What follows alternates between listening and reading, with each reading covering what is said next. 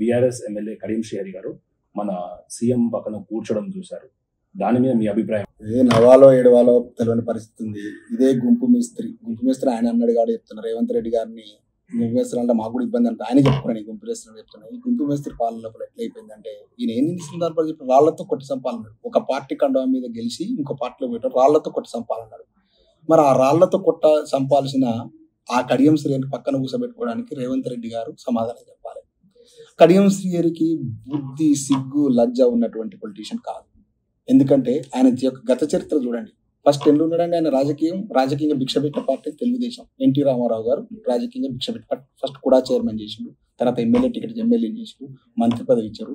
ఈ దుర్మార్గుని వల్లనే తెలుగుదేశం పార్టీలో తిరుగుబాటు వచ్చింది. తెలుసా మీకు? లక్ష్మీపార్వతి దగ్గర అవమానం జరిగిందని చెప్పి చంద్రబాబు నాయుడు గారి దగ్గర పోయి ఆయనకు మద్దతు కూడా పెట్టి ఎమ్మెల్యేలందరితో కూడుకుటాన్ని చేసేసి అందరితో కూడా ఇది చేసేసి తెలుగుదేశం పార్టీ స్ప్లిట్ కావడానికి కడియం శ్రీహరి ప్రధాన కారణం.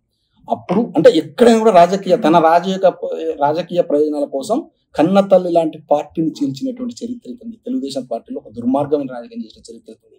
ఇతని వల్ల ఈనాడు ఉన్నటువంటి రేవూరి ప్రకాష్ రెడ్డి అప్పుడు తెలుగుదేశం ప్రముఖ నాయకుడు ఆయన సఫర్ అయ్యిండు.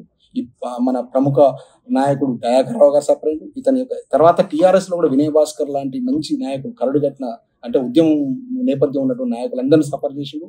ఇతని వల్ల అంతా ఇంత నష్టం. ఎక్కడ ఉంటే అక్కడ ఆ పార్టీలో ఐరన్ లెగ్ ఇతను. ఇప్పుడు చూడండి, కాంగ్రెస్ పార్టీ సర్వనాశనం అవుతుంది వరంగల్ జిల్లాలో. నాకు తెలుసు, నాకు అత్యంత సన్నిహితులు మొన్నటిదా కాంగ్రెస్ పార్టీలో వాళ్ళ మాటలు తెలుస్తుంది. వీడు ఎక్కడో దుర్మార్గుడు మా పార్టీలోకి వచ్చిండు, ఇప్పుడు మా దాంట్లో ఇదవుతుంది. అటువంటి ఒక లపంగి లీడర్ని తీసుకొచ్చేసి అంటే రాజకీయ వ్యభిచారి, 100% రాజకీయ వ్యభిచారికి ఎవరైనా ఎగ్జాంపుల్ అంటే కడియం శ్రీహరి. అటువంటి తీసుకొచ్చి పక్కన పెట్టుకుంటే రేవంత్ రెడ్డికి ఏమైనా అంతో కింతో ఏమైనా ఇమేజ్ ఉంటే అది డౌన్ తప్పుగా పెరగడం లేదు. చేసేటువంటి నీకు ఒక మంచి ఆపర్చునిటీ ఇచ్చారు రేవంత్ రెడ్డి గారు, నీకు ఒక మంచి రాజకీయం చేస్తావు. నేను కూడా నమ్మిన, నాలాంటి పిహెచ్డి చేసిన ఒక ఉన్నత విద్యావంతుడు ఒక ఎన్ఆర్ఎం కూడా నమ్మిన నువ్వు చక్కటి రాజకీయం చేస్తావని. సేమ్ రాజకీయం చేస్తుంటే ఇప్పుడు కేసీఆర్ గారిని అన్నావు. కేసీఆర్ గారు తప్పు చేసారో మంచి చేసారో తెలంగాణ డెవలప్మెంట్ కోసం ఎదుటి పార్టీలు అందరూ వచ్చి కలవాలన్నాడు. బంగారు తెలంగాణ చేసుకొని వాళ్ళు వచ్చారు, కలిసి బంగారు తెలంగాణ చేసిండు, మరి బ్రహ్మాండం డెవలప్ చేసిండు. నువ్వేం తెలంగాణ చేస్తావా రేవంత్ రెడ్డి? నువ్వు ఉన్నది ఇప్పుడు ఇండియా కూటమిలో ఉన్నది బొటాబొటి 3 స్టేట్లు ఉన్నాయి. హిమాచల్ ప్రదేశ్, కర్ణాటక, తెలంగాణ. హిమాచల్ ప్రదేశ్లో కూడా మైనార్టీ పడితే అది ఎప్పుడు పోయేది తెలియదు. నీది బొటాబొటికి నీ ప్రభుత్వం ఎప్పుడు కూలేదు తెలియదు తెలంగాణలో. ఇప్పుడు కర్ణాటకలో ఉన్నది మీ గవర్నమెంట్, అది కూడా ఆడ డీకే శివకుమార్ ద్వారా ఏదో సంప్రదింపులు జరుగుతున్నట్టుంది బీజేపీ ద్వారా, అది కూడా పోయేది తెలియదు.